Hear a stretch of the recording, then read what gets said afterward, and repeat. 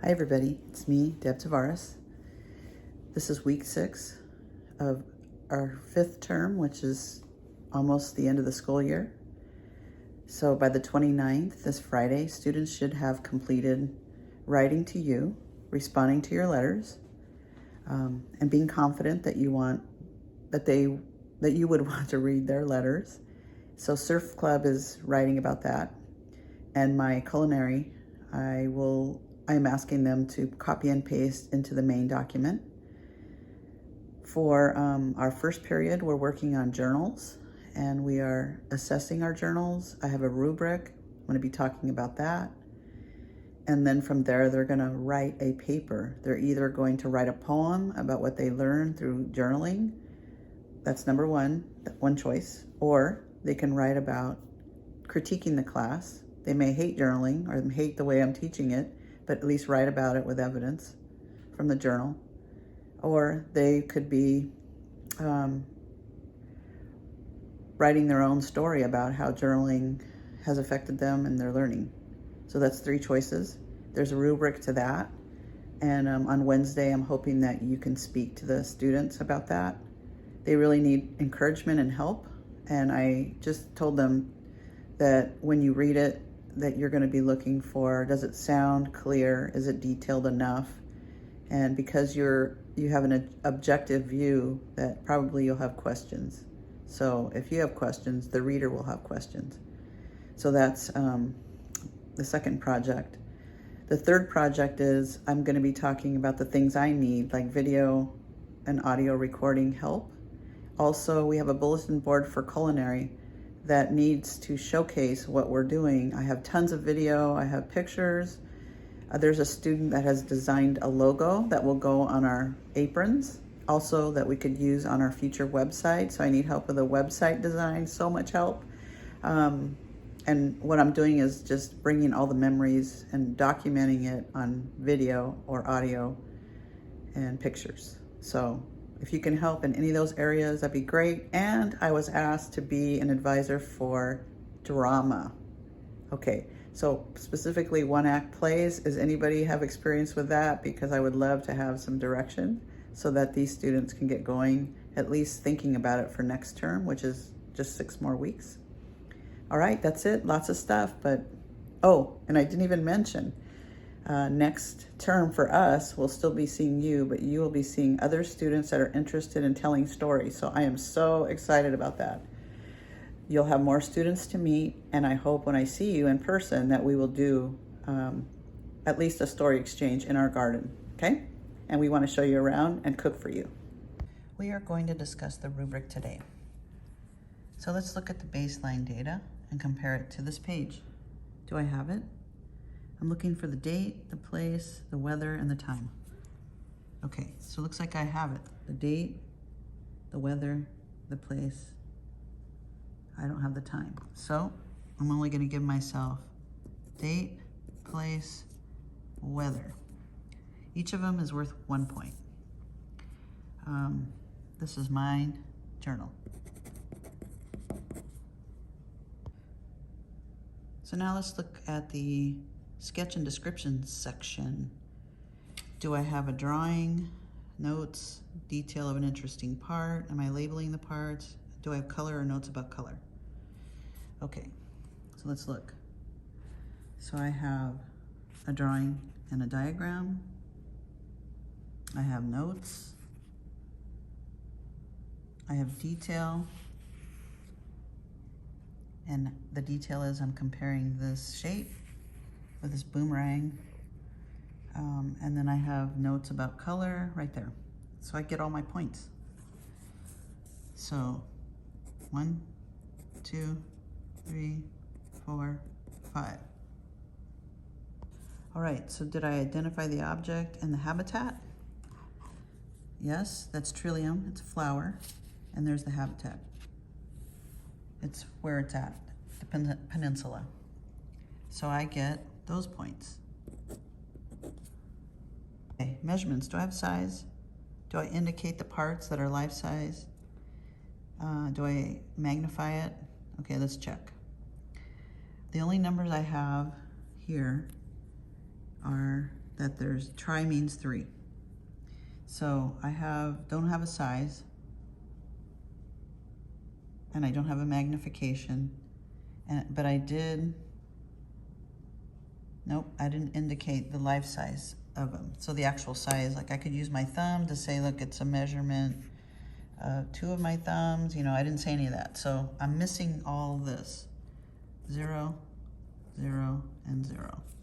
Okay, other things to include are connections, which is it reminds me of. It reminds me of. Okay, do I have that? Do I have questions and other? Okay, let's see. So I did write down that the shape of this over here, this right here, actually it's a mushroom that I found on the trail. And I said it reminds me of creases in a lampshade. So that's my connection I made. So I get points for that. I have questions. How could this flower grow in cold conditions? What other places can this flower grow? What other colors are found in Trillium? And I have other leaves, wonderings here. So I get a point for connections and questions. I don't see any other, and I haven't specified others, and I can only say if I decided I was inspired to write a poem and I put a poem in there, then I would say, yeah, okay. Then I would get a point. So then just tally up these points, and according to this, I'm missing 1, 2, 3, 4 points. All right, so out of 17 points, I got 12. So I can improve my pages as I go along, make sure the dates here. So this date was on March 31st, 2022. Mrs. T. And so you can evaluate other people's, that's why I have journal of. So in here, I'm just evaluating myself. Hi, this is Leonardo da Vinci. He wrote in his journals for his whole life. And it says he produced 20,000 to 28,000 pages of notes. So he influenced a lot of inventors because of his observations and questions, his designs.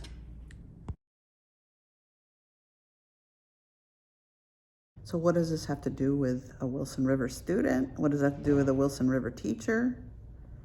Well, we want to also, by using the scientific method and giving you both language arts and science, that we want you to write in your journals and use a method of observation, questioning, and making connections. So you've made a journal page, you've put all this data in here, this field trip that we took, you have all these questions, you have these connections, you've looked into see if you have everything needed in your rubric to get full points. And now the last step is, what do I do? How do I process all this information into a paragraph? All right, so this is what I'm deciding to do. I'm going to be writing about my journey in journaling. That's going to be my final. So even though I have all these pages, I'm going to write about how my observations are getting better and my drawing is getting better. And I'm doing what I love, which is sketching, and sketching with you guys. Just like in any writing, you must have a point. So what is your point? Is it that you don't need journaling? Then you got to support that. Use evidence from your journal, your observations, your thoughts, maybe how you would change the way you record information. Maybe it's just you want to critique our class. I don't know. So that's one point, one purpose. The other purpose is, what if you're learning how to draw? And what if you see progress? You want to write about that? Then that's what your paper's about. You're going to use evidence from your journal. For me, I'm noticing that I'm more present with people because I'm taking time to notice, and because of that skill of just stopping everything. It's a wellness skill that I'm able to draw with more detail. So I'm going to write about that. I'm going to write about my journey of observation and wellness. But what will you write about? So everything is personal. You can write a poem. and just always explain why you chose those words in that poem and how it relates to your actual journal. Or you can make up a whole story, which I know one student has at least, with regard to the actual trips that we took. So everything matters as long as you mention journaling in that story somehow. Like, I was inspired by journaling, and so it caused me to think creatively and be a creative writer. I just gave you tons of ideas. Now I'm going to demonstrate only one, my journey. What is your journey? Okay, this is going to be a portfolio piece, which means I'm going to keep this once you get to the final stage and put it into your folder. So you're going to start writing on a draft. Some of you will be putting this into your journal itself. Some of you will be using this draft paper, and then you'll finish it on a Google Doc later. So the purpose is you need to have at least 3 paragraphs finished so that another person can look at your paper, give you feedback, and then you can do your final with the edits and revisions, okay? So here's the example. Nature journaling is something I never thought was valuable. So that's my topic, valuable, and nature journaling. So I'm explaining here why I got into journaling, and then paragraph 2, another reason why it's valuable.